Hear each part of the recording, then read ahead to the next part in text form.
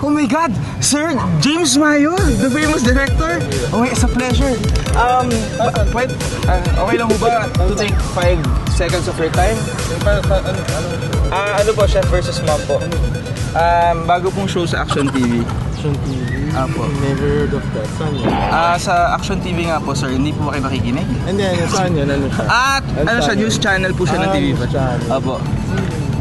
Yung tanong ko po kasi, bakit po ba sikat ang empanada dito sa Ilocos? Empanada, when you say empanada, synonyms na yan sa ano eh.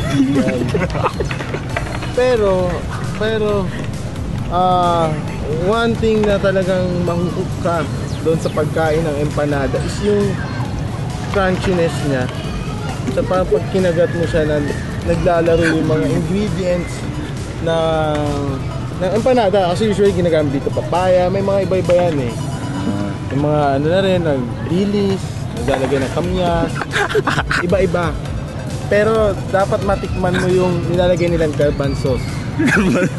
Pakisabi nga ulit. Garbanzos. Isa pa nga ho, garbanzos.